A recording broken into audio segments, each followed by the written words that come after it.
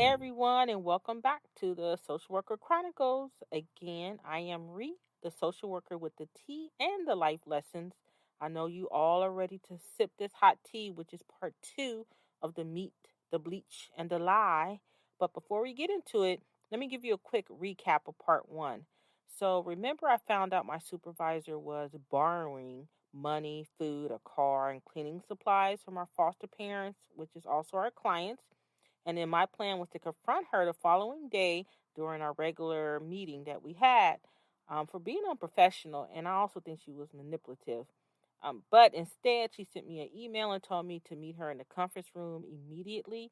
And when I got there, not only was she in the office or in the conference room, but also the office secretary and the agency executive director, who is like, no, is or was the big boss, right?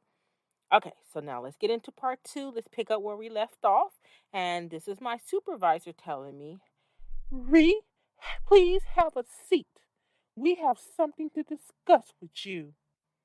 All right, so I was confused and shocked seeing all these people sitting in here because I thought I was going to come in here and tell my supervisor about herself. But I did ask them, okay, what is going on here? My supervisor then says, we are exercising our at will policy and we are letting you go effective immediately. Okay, two emotions I was going through: shocked, shocked, anger. Okay, throw in mad too. Because I was like, are you kidding me? And my supervisor was sitting there with her sourpuss smug face. I turned to executive director and I asked her, what are you doing here if the only reason I'm being let go is because of the at will policy? She looks all uncomfortable and she just starts stammering something. I don't know. I think she said something like, oh, it's her decision. It's her decision. Well, y'all remember in part one when I said I didn't care about being fired because I lived with my mama and she was paying the rent? Well, in that moment, I did care because I was mad because I knew that she found out that I knew about her borrowing all these things. So I do have to admit that I was a little immature, a lot of immature, and I start calling my supervisor all calling names. I said, you broke weirdo with your husband. He ain't nothing but a simp. Gotta be out here borrowing food. And so you a crackhead? I know you a crackhead. I was just going. Okay, I just say it just kept going. And it kept going because I went back to my desk and I kept going. I didn't stop. I just kept calling her every name in the book that I can even think of. I think I even made up some names that I don't know. I just started throwing out everything. I didn't care what I was saying to her. And in the papers, and the office was flying everywhere as I was grabbing my stuff. I didn't care about those papers either. But while I'm doing this, the office secretary walked back up to me, or she walks to me, and she says, Yeah, I know what they're doing is like so wrong, like, but your supervisor, like, she got something coming for her, like, real soon. I was like, oh, okay, well, I guess that's a consolation prize. But at that moment, I really didn't care. I just wanted to get out of there. So when I get home, I immediately filed for unemployment since they decided to let me go on their at will policy. If you haven't got the hint now, I really don't like the at will policy. Well, fast forward 2 weeks later, I got a call from a person from the state unemployment department.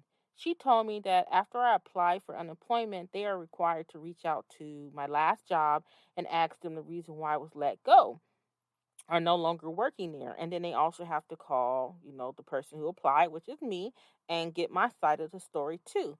But then she says this to me, the state unemployment rep. She says, I am so sorry to have to read this to you, but I need to tell you what your supervisor said was the reason they let you go.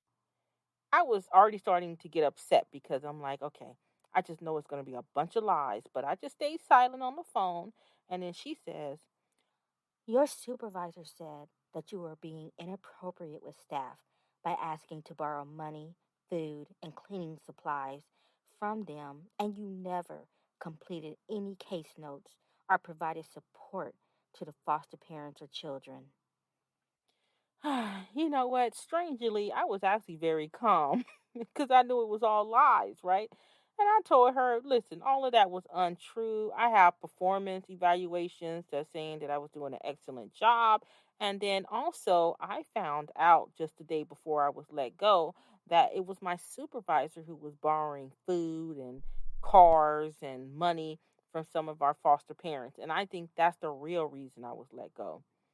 And then unemployment representative, which I'm actually calling her a chatty Cathy, her whole tone changed and she says, Ooh, girl, I thought her story seemed fishy. I asked her if she had documentation about your poor performance before letting you go. And then she gonna tell me I'm gonna work on it and I'll get it to you soon. Well, I still ain't got that paperwork. I knew she was lying. I just knew it. Anyway, I'm just gonna go ahead and have your unemployment approved, so no problem. I was just like, thank you, Lord, that is over with for now. But it wasn't. Fast forward again a week later, and I'm making me some soup because I really like soup, just like I like tea. And I get a call from guess who? You won't believe who called me. Nah, I wasn't that weirdo supervisor. Instead, it was the agency executive director calling me. I was shocked, but I was very, again, remember, I'm a little nosy. So I was like, why is she calling me? Well, then she said, I just fired your supervisor today because we did an internal investigation after we received a call from the state that a foster parent filed a complaint against our agency. The complaint said your supervisor was doing some quid pro quo with the other foster parents and would hook them up with additional foster children so they can make more money, and they would give her various items like cash, cleaning supplies, and the use of their car.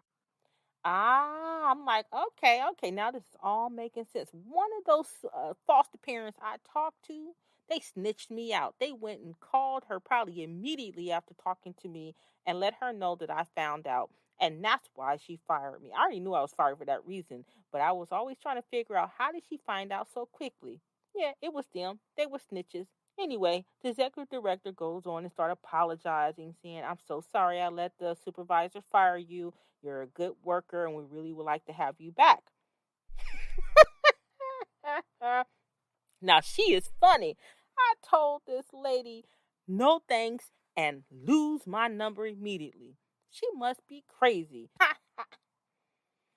All right, y'all. So, after that situation, I did learn one of my first lessons about working in a professional environment. Nothing is ever what it seems, and learn to move smarter and not based only on emotions. You got to think about the situation, come up with a clear plan of action of what you want to do, and make sure that you weigh the pros and cons of the actions that you want to take before you take them. That's the biggest lesson I learned. Mm-mm-mm. Well, that's it for the meat, the bleach, and the lie. Let me know if you would have done anything different and any life lessons you may have that you might want to pass on to someone too. Put it in the comments below.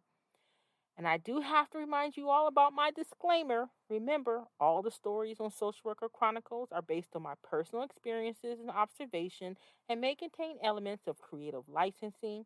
No harm is intended towards any individual or group. The names, locations, and any likeness have been changed to protect the stupidity and audacity of the people I have worked with. Thanks again, everyone, for watching the Social Worker Chronicles. Don't forget to like and subscribe so you can be on the know for when my next story drops. And I can tell you right now, my next story is what I call the Mexico Chase. And you're not going to believe what a coworker did during company time. As always, continue to be blessed and stay thankful. Have a wonderful and great week, everyone. Bye.